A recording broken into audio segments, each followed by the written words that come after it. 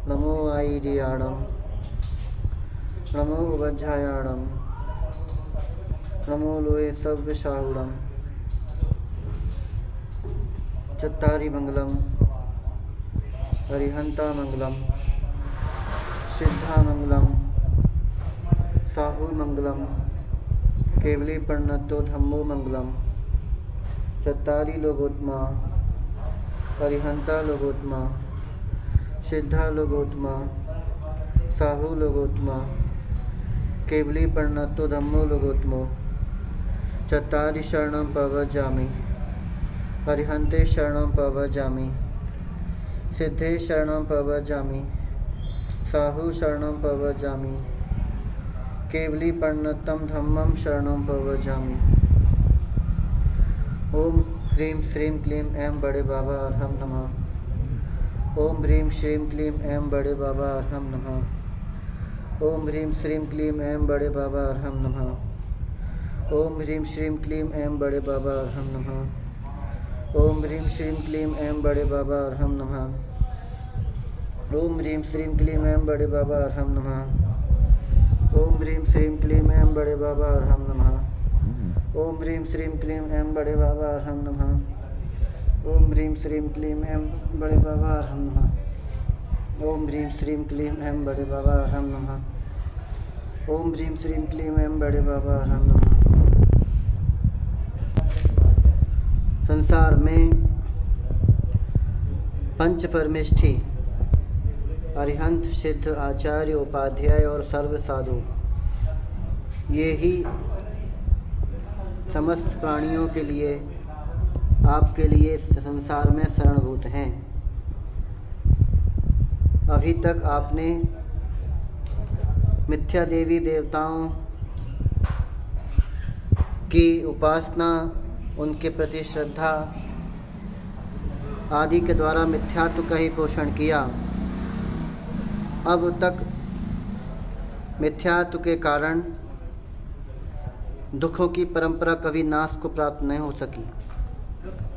इसलिए अब भी समय है, जब तक आपका यह शरीर, जब तक आपकी यह आत्मा इस शरीर में विद्यमान है, तब तक आप अपना हित करने वाले वचन सुन लो, धारण कर लो।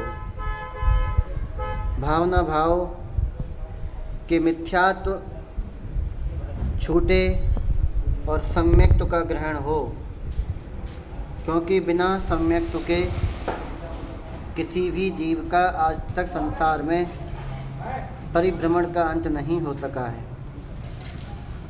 इसलिए आपको जिनेंद्र देव, जिन वाणी और जिन गुरु, इन तीन को ही अपनी शरण मानना चाहिए, क्योंकि यह आत्मा को कसती हैं। इसीलिए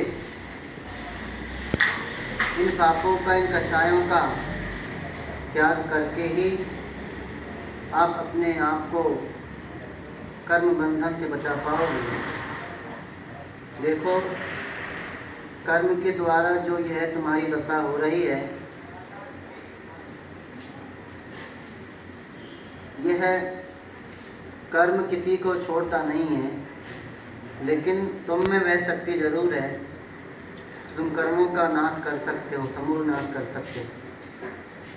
इसलिए कर्मों का नाश यदि करना चाहते हो तो जिनेंद्र भगवान के द्वारा सबसे पहले बताया गया जो अहिंसामय दया धर्म है, उसको धारण करो।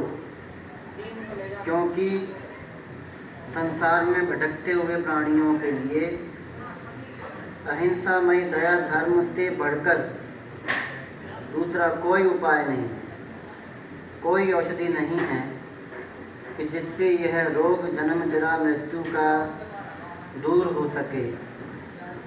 इसीलिए मैं आपसे कह रहा हूँ कि आप अपने हृदय में सभी जीवों के प्रति क्षमा भाव धारण करो और सभी जीवों से क्षमा मांगो। निश्चित रूप से पर पीड़ा के कार्य हमने किए होंगे, तभी आज हमें यह पीड़ा का अनुभव हो रहा है।